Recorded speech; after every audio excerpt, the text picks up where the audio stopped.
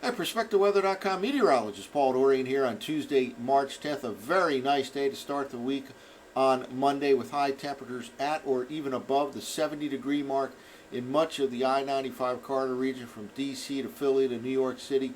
Today will be another mild day as well with temperatures well above normal. However, there will be occasional showers, maybe even a thunderstorm or two this afternoon and evening.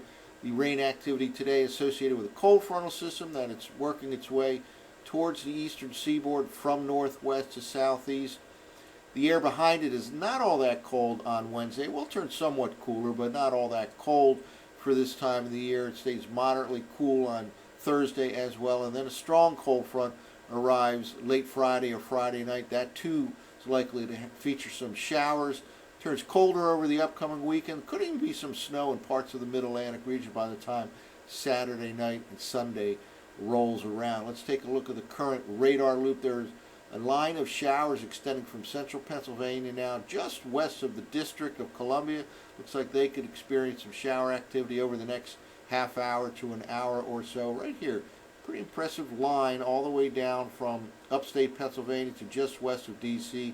That line looks like it'll get into the eastern part of Pennsylvania over the next couple of hours, but perhaps over the next 30 minutes or so there'll be some shower activity in and around the District of Columbia. Notice showers kind of lining up all the way back into the Ohio Valley. Looks like not much break in the action for today. Off and on showers right through the evening hours. Again, maybe an afternoon or evening thunderstorm as well.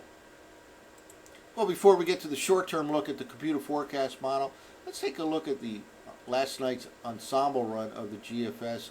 Kind of a North American look here at the 500 millibar height anomaly pattern. Just wanted to point out one thing that is of interest here that's going to happen over the next couple of days. We've talked a lot about how it's been a very cold winter in Alaska. The cold air was generally bottled up over Alaska and across much of the Arctic region as well. Fairbanks, for example, had its coldest winter, and that's December, January, February timeframe. The second coldest in the last 44 years in Fairbanks. Certainly a cold winter in Alaska, and part of that was because they were experiencing upper-level trough for much of the winter season, while a high-level, upper-level ridge was confined south of there over the northern Pacific, and the trough over Alaska with the high-pressure ridge over the North Pacific produced a west to east flow of air right into the west coast of Canada, and that kind of bottled up that cold air up over Alaska for much of the winter season. Well, here's what I just want to kind of point out what's going on here over Alaska over the next few days. This is the 5-day average, the current 5-day average of 500 millibar height anomalies, where orange represents higher pressure, higher heights than normal, upper level ridging. Watch what happens over the next few days here. Now we're going out to days 4 to 8 and then days 5 to 9. Just a tremendous ridge starts to pop up over Alaska. And what that tells me is we're not quite done with the cold air outbreaks into the central and eastern U.S.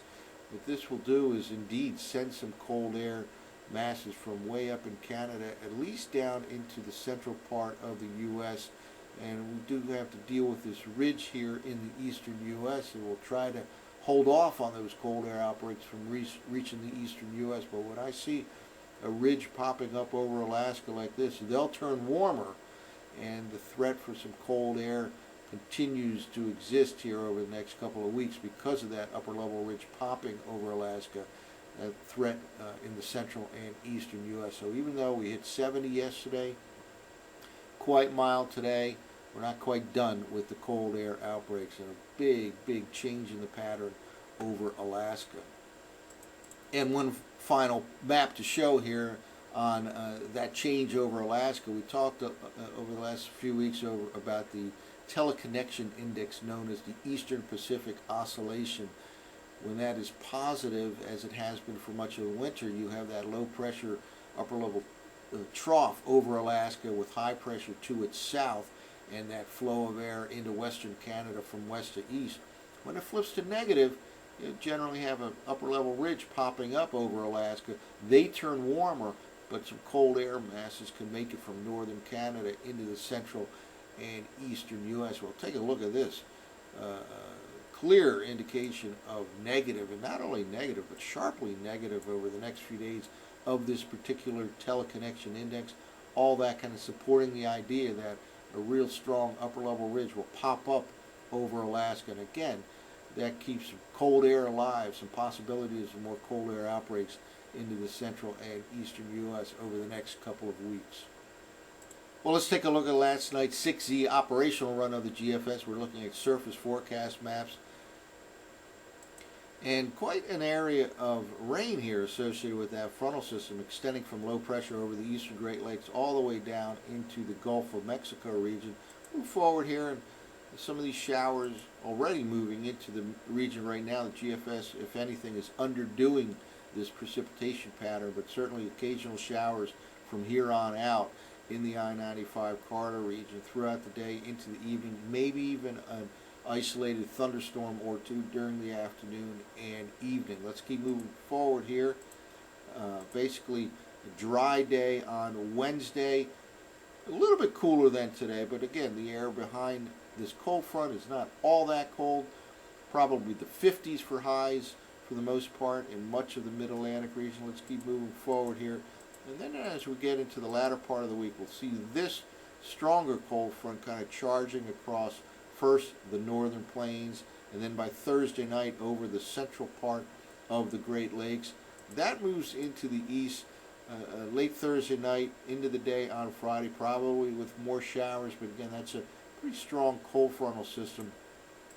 It sweeps on by the beginning part of the week, and here we are now, Saturday morning forecast map, and this is a cold air mass, a fetch of air from southeastern Canada all the way into the mid-Atlantic region, strong northwest winds as we begin the upcoming weekend. Now, there is a lot of moisture out here at this time as we begin the weekend over the middle part of the country.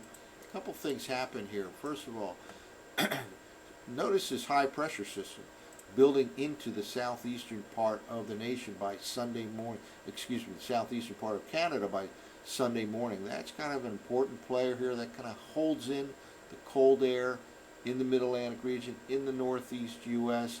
So again, very strong high pressure could play a role over the upcoming weekend possibilities.